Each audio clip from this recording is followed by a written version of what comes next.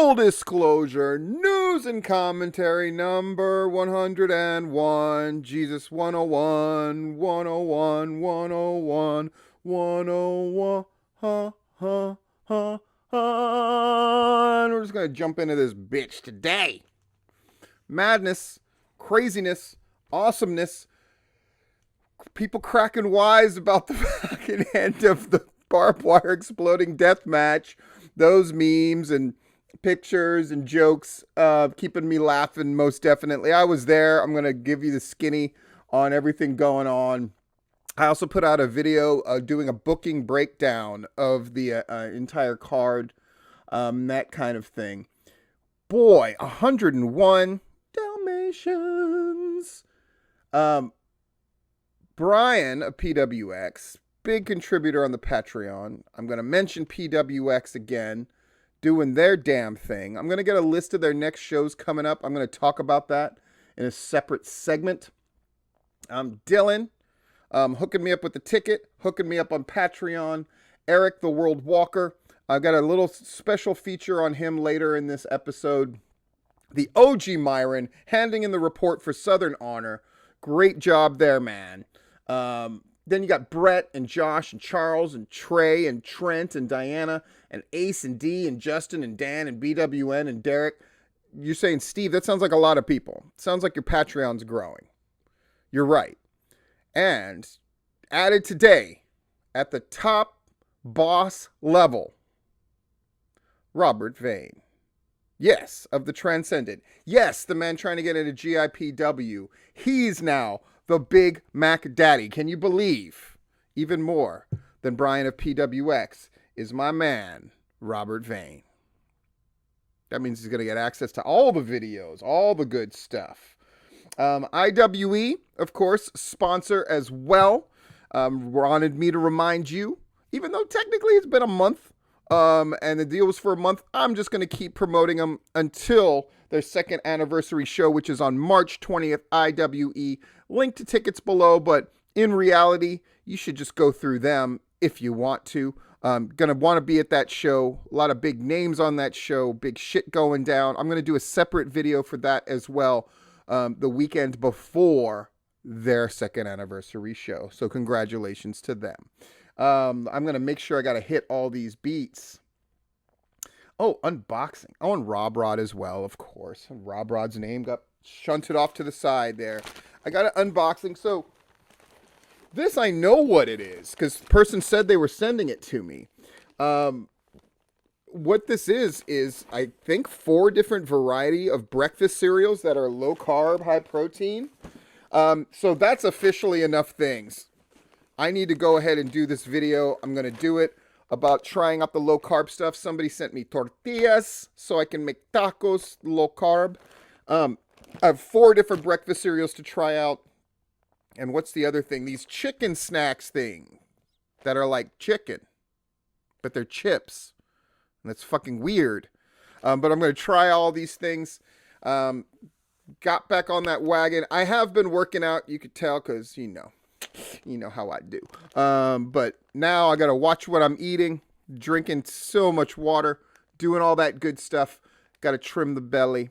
Harder to do at my age, but imperative to do at my age. I want to be around with a great deal of energy for my kids and all that good stuff. Other part of the unboxing, this is probably a shirt. You know how much I love those. I've been flexing the shirts when I was at AEW. I flexed that Mortal Kombat that looked like the Adidas logo shirt. I have no idea what this one is. I'm going to let you see it the same time I see it. 1, 2, 3. Boop. Oh, snap, Doom Loops. I'm a huge Dr. Doom mark. Myron has sent me like Dr. Doom pops and like Funko Pops. I love Dr. Doom stuff. I collect Dr. Doom stuff. This is most beloved. I don't think there was a note in here. So if you sent me this Dr. Doom thing, please let me know. It's green too. It's got my... I'm putting this bullshit on. Are you kidding me? My Kikoman shirt. Keeping it Asian as fuck. What's our commentary about? Our commentary is about fuck finishes.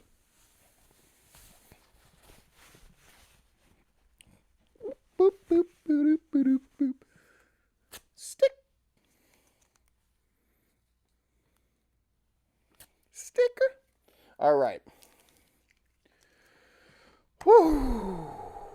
let's jump into it. KLT, these fucking motherfuckers. I saw Zach Mosley flexing. He's the longest reigning KLT champion. Is he though? Because they've been around since the 80s in some way, shape, or form. KLT drew 425. Renegade 113. And I saw a lot of the talent that's going to be on the next Renegade show. Impressive, Captain.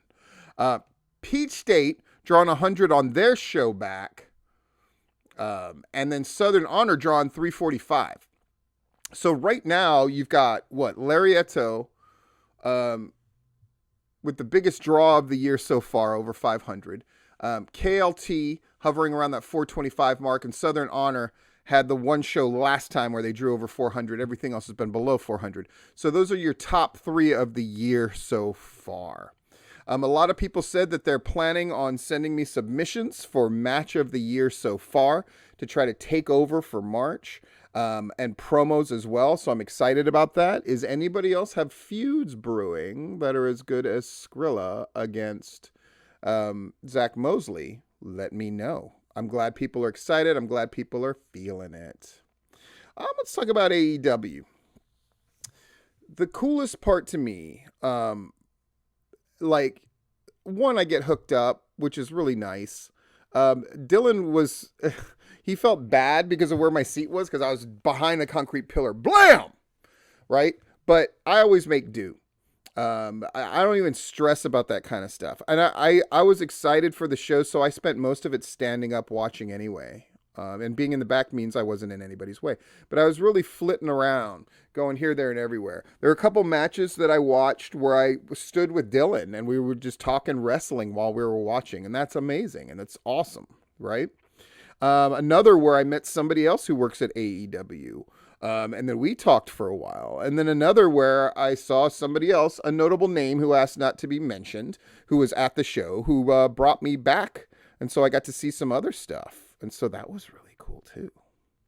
And on Patreon, I'll tell you something that I found out definitively for sure. Straight from the horse's mouth. Oh! There's your hint. I'm trying to be nice until April. And not putting people on blast, but blast worthy. All right. What else? I met Vanessa, who I used to write with at Lethal Wrestling, like in the 90s and early 2000s. And whenever I've met a few people that I used to write with by happenstance. Usually they're because they come down to Florida for various things. And meeting her was really cool. And she was just there by herself, just like I was. And we really got along, and she's a cool cat. I saw when I put the picture up of me and her in masks, that a lot of the people that we wrote with at Lethal thought that was really cool. I'm hoping to meet a bunch of them, because a bunch of them I think are really, really great. So so the whole experience to me was really wonderful. And then Jeff and his lovely wife were down there, had killer seats. They got hooked up. But it's always great to see Jeff. I suppose maybe I'll see him WrestleMania week again. Rest of my March is pretty tame wrestling-wise, except for, the fact that I watch every fucking show and report on it. There's that. So, yes, we're going to have the usual slate of AEW Dark, AEW Dynamite, NXT, Impact, SmackDown. Madness, craziness, nuttiness. But that's what I do. And I'm very proud of those things that I've kept up with. And I think people are beginning to watch them in increasing numbers. My Twitch thing, because somebody asked, and so I'm happy to answer about that. So I realized, so I finished State of Decay without dying and switching people. And then the second part of it, which is called Breakdown, it felt like it was just doing the same thing again and again. Like I would get the RV and then it would break down, and then I would have to find another RV, fix it up, get in it, break down. That's why it's called Breakdown, I guess. And then I'm like, it feels like this thing is just going to go on for perpetuity, because part of my thing with these video games is I don't do any research about them or read on how to play them. I just dive in. That's part of the fun of watching my Twitch feed, is watching me figure this shit out with these really impossible goals. And it turns out Breakdown does just run in perpetuity. So I consider that done because I accomplished all the goals that I wanted to and unlocked who I wanted to unlock and did it so many times that I know I could go on for perpetuity. So what am I going to do now?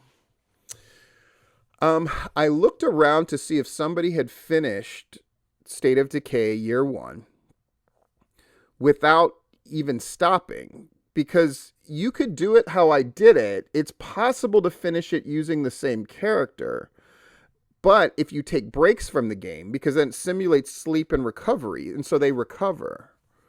But I think I can finish State of Decay Year 1, the main storyline, using the same character Marcus the whole time and never taking a break from the game to allow him to recover. A couple of people who play State of Decay and have channels, I sort of threw this out to them and they said it is not possible. Your person will be so worn down that you just there's no way to do it. I say bullshit. I'm going to try. I'll let you know when. Sweet. What else is going on? Oh, I need to rant about some shit. So, Southern Violence is going to be in Athens on March 13th. That's this weekend. Good looking card. And they made an announcement on Sunday morning that they're going to be at the brewing company, but the one that's in Monroe. Monroe. Monroe. Monroe. Monroe. It's an undisputed thing. Wesley Snipes, Ving Rhames. Don't worry about it. Great movie. One of my favorite. And the Peter Falk performance is delightfully terrible-tastic. In any case. So, as soon as they made the announcement, I knew about it a couple of days before. But I knew there was going to be backlash. And there has been backlash. And it's like petty shit. And it's more serious shit. Let me rant about this. Is it cool to run in town where somebody else runs a show? The general rule in pro wrestling is no. Conjunction. However, in this case, this isn't Southern Violence going out of their way. This is the brewing company asking them to do it. Would anybody turn it down if their legitimate business partner went, we want you to run a show at one of our locales somewhere else? You would not turn that shit down. You would not. That's one. Two, if the pettiness is to be believed, and I do believe that there's pettiness going on, Southern Fried fans who had already bought tickets to Southern Violence who are now canceling their tickets with this thing, I can't believe you would do that, and Manders and other people telling people at Southern Fried, supposedly, if you work Southern Violence, then you can't work here. That kind of bullshit. Let me make this fucking clear. I get why Southern Fried would be mad. However, this is not a fight that they want. Right? This is Monroe, Georgia. This is Southern Violence being asked to do the show that they've been running successfully at one Southern Brewing Company, at the Southern Brewing Company in Monroe. All the petty bullshit in the world is not going to help you. What's going to help you is fucking making sure your own show is on point, promoted properly, and goes off without a hitch as much as possible. I would suggest that this petty fight that they're trying to have cease. Because at the end of the day, when you start a war, one side wins and the other loses. And I don't think this is one of those cases where Southern Fried, who had enough trouble just getting a show up and going, needs to fucking worry about that shit. Because, put it this way, whatever petty little shit Southern Fried may or may not be doing is not going to put Southern Violence out of business, nor is it going to help them. So to do it is nothing but a waste of an allocation of resources, of time, possibly money, and goodwill. My first thought would be, if I'm Southern Fried, and I know they've had an off and on again thing with Southern Violence for years and years, is at some point they just need to talk to each other. And they don't necessarily have to help each other out, though that's a possibility. But I think at this point, Southern Fried wanting to go to war with them is the Falkland Islands wanting to go to war with the United States. I'm just being blunt and brutal and honest. End of rant. All right, Sean Dean signed by AEW. And if you're not happy about that, then you're a piece of shit. In fact, I heard some other shit about that, which I have to write this down. Make sure I talk about it on Patreon. Very cool things that I hear in regards to Sean Dean and AEW. Happy for that guy. He's a good dude.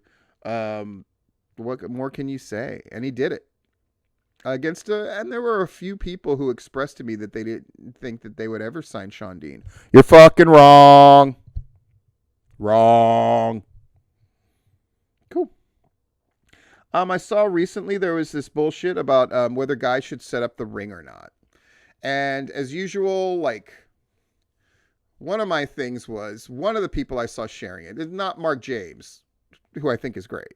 But other people I saw sharing it only do shitbird shows anyway. So what the fuck are you talking about? Not only should you be putting up the ring, you should be sweeping the ring. And you should probably not be in the ring. You should probably be sitting behind the barrier with a fucking ticket. Ouch. Here's my thing about setting up the ring. I never wanted my guys to have to set up the ring as much as possible. Ask anybody. I hated doing it, and so I didn't want the guys to have to do it. That said, when it did have to get set up, I didn't want to think twice. They should fucking set it up. Of course they should set it up. If I train them in particular. But even if I didn't train them in particular, they should. Why? Because there is a distinct difference of what should be expected and working.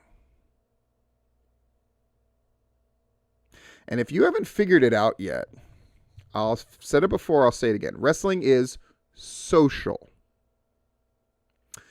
And if you want to get into this whose job it is to do what thing, when you're dealing with something like indie pro wrestling, where it's really people throwing in to try to make a thing happen at any level of the game, to an extent, there's a big element of we're all throwing in together to try to make this thing happen. People aren't getting paid what they would get paid in the big time to do it. People are not making money on the level that people who are doing big time promotions make. We're all throwing in for a mutually beneficial relationship. And I have never been the guy that says wrestlers should feel obligated to promote the shows they're on. Have you ever heard me fucking say that? No. Should wrestlers feel obligated to put up a ring? No. That might shock some of you. I will say this.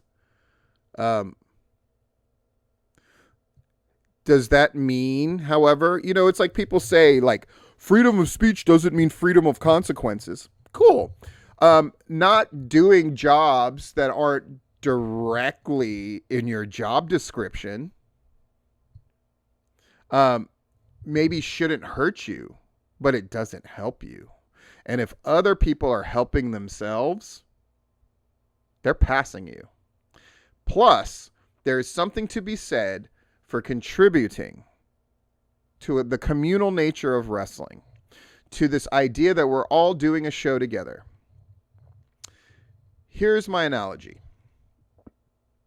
In theater, especially at a certain level, when a run of a show is done, are the people who acted in that show at various theaters expected to do strike, which is to help take down the set and help put the costumes away and make sure they're filed away in an organized, neat fashion, and something that often takes an entire day?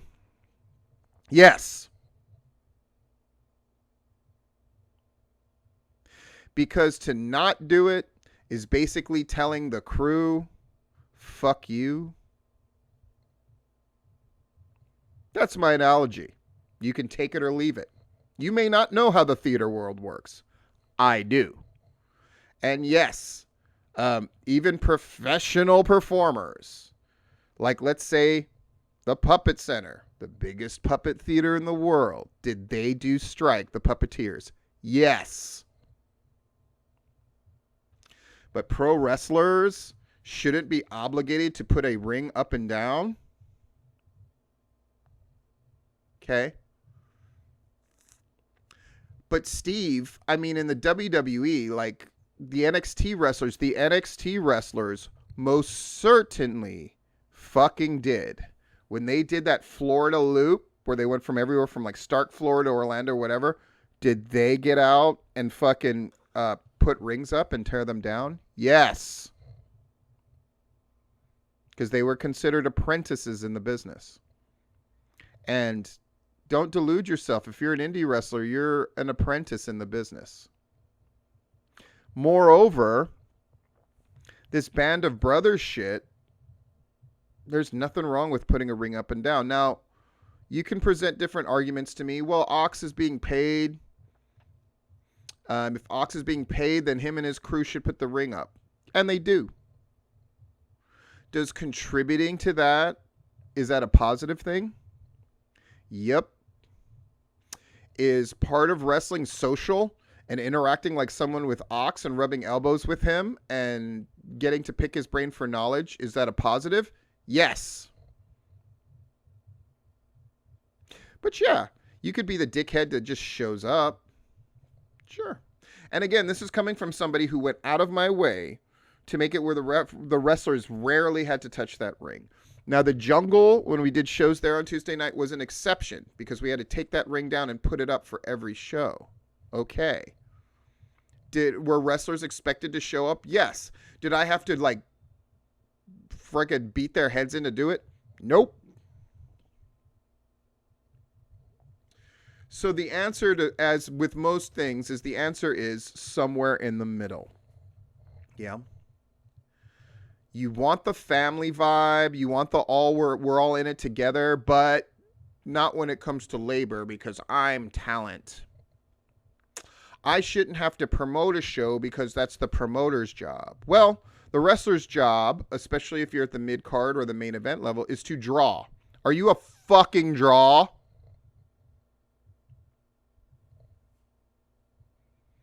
I would guess not, except in your own mind. So yes, things have changed.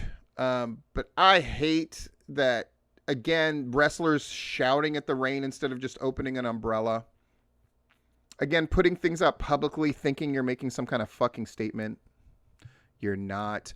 Promoters that go like, wrestlers don't promote the show. I give you the same fucking reaction. Assholes. Deal with shit on a fucking case by case. Handle shit in your own promotion. You don't like that the wrestlers are not promoting your show? Then fucking contact them privately and say, hey, can you guys please share this poster? Problem fucking solved. Wrestlers who don't want to put up and take down rings, can you just show up when you're supposed to show up and say, I really don't want to, but you don't want to have that talk, do you? Because deep down, you know there's something that's kind of bullshit about it, or you're just a fucking coward that can't talk to somebody face to face and explain why you shouldn't put up the ring that chances are everybody else is putting up around you. Be that dickhead. But this thing of, I'm going to rally everybody on my side first, that way I don't feel like the asshole that's not contributing. You are the asshole that's not contributing. By your definition, because you say that you shouldn't be obligated to, fine. But when everybody else is doing something and you're not doing it, does that make you look like a prick? Yup. So just embrace your prick status and live with it, instead of justifying it online like a fucking weenie. Done. I'm going to play this dope ass shit here at the 25-minute mark. I didn't thank him for doing this because I wanted to surprise it with him here. This is a piece that Eric the World Walker did about me. And it really fucking touched me. I've been sitting on it for a few days. And now I get to share it with you here. So, here it is.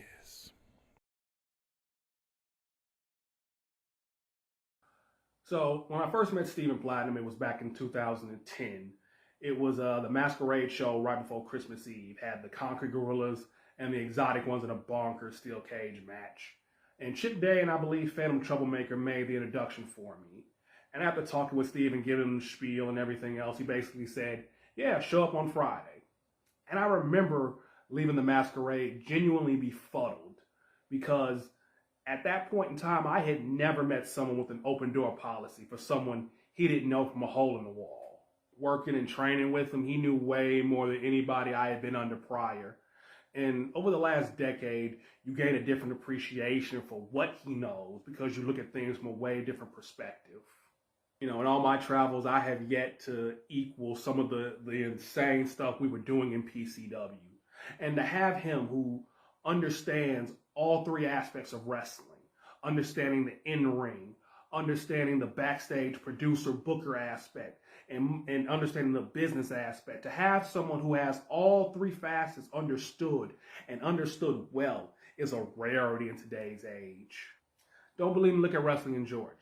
You will be hard-pressed to find any promotion or any wrestler who hasn't been influenced or helped by him in some way.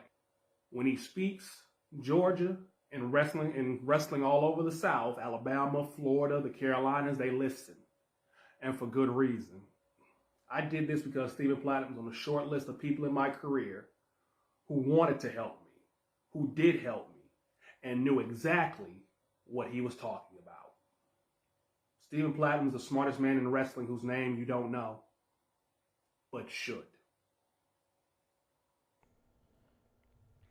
If you don't subscribe to his shit, I suggest that you do. This is the Weekly World Walk. This was number 8. And Eric Walker's trying a bunch of different things. He's doing like animation stuff with wrestlers telling stories and all that kind of stuff. And it's amazing. And it's really great stuff. And again, a guy at the indie level trying to do something really different. Someone who's always speaking about issues that he thinks are important too. But he's worried about like money shit and how to get indie guys over and get their names out there and all that kind of shit. He's not worried about petty shit like whether he has to put a ring up and down. I never recall that guy who was from Chicago, Indiana, I believe, coming down when he came to PCW. He didn't bitch. Do you see in his video how it worked? I never said fucking no. And my expectation was I treat you with respect. You treat PCW with respect. And there didn't have to be things spelled out. But when things did have to be spelled out, I would just bring it up. Because I'm a fucking grown-up. Have you ever seen me gripe in fucking social media about these wrestlers today or these promoters today? No, because that's weenie fucking bullshit. But thank you, Eric the World Walker. Love that shit. It's fucking awesome commentary. This one's not going to take that long. I just wanted to talk about a trend recently of fuck finishes, sort of confusing, weird finishes to try to keep angles going in main events. And it's bad enough when it's bad enough when it's the big leagues, but at least the big leagues are constantly running shows. But when I see shows like Southern Honor doing it, they're like confusing. We headbutted each other and they were both bleeding, but the referee only saw one and we're going to investigate the referee. Oh my fucking God. Like, to me, it's too much, man. You do a show once a month. You can't do a fuck finish. Just give us a finish. Heels can interfere. There can be something screwy happening, but something where it's in doubt whether the finish was clean and what it means. It just muddies the water, and we want to tell simple stories. That's how you maximize heat. If your fuck finish is actually preventing you from getting more heat, it's a shit finish. And Peach State, this is the first show that you do in fucking forever, and then you do some kind of weird fuckery finish. Like, man, like, I know different leagues, and it's not that I never used a fuck finish, but you know what I told Hankins the one time they used a fuck finish with a time limit thing with PCW Remix, and it got a decidedly negative reaction? That I had a formula that I had to do 20 shows clean before I would even think about doing a fuck finish. And then it actually translated to, because I kept all the booking sheets and I keep track of this shit, I would do one fuck finish in a main event every more than between 50 and 60 shows. And when I did a fuck finish, it was an amazing fuck finish. It was the formation of We Are Three, and then they trashed the ring and they trashed the set so badly that we couldn't continue the show. But we were doing 2 shows a week. I could get away with that kind of stuff. And even then, I was really resonant to do it. Yeah. Again, that's the good rule of thumb. If it is taking away from the heat, then it is the wrong kind of heat. And fuck finishes should be used sparingly. I think we used one once where Chip Day appeared to have beaten Shane Marks for the Empire title, but then we did an instant replay where we went to the camera and Jeff G pointed out, like, rewind that camera, see Chip's foot was underneath the rope. It should have been broken up. So we restarted. We updated the Dusty finish. We did a totally different version of the Dusty finish, but it was a totally justified one, and the crowd understood what happened, and then that way the design worked, which is Chip didn't lose any heat, and Shane Marks and Jeff G. Bailey just got more. See what I mean? So be careful of these fuck finishes, because we've seen what weak finishes do. They don't protect. Like 50-50 booking doesn't protect both people, it weakens both. And you want to be really cautious about the fuck finish. And the good rule of thumb is, again, if it gets you more heat, then it's a good fuck finish. If it seems to dilute the effect, and don't fool yourself about what that is. You know good and goddamn well, if you look at things objectively, whether it's a benefit or not.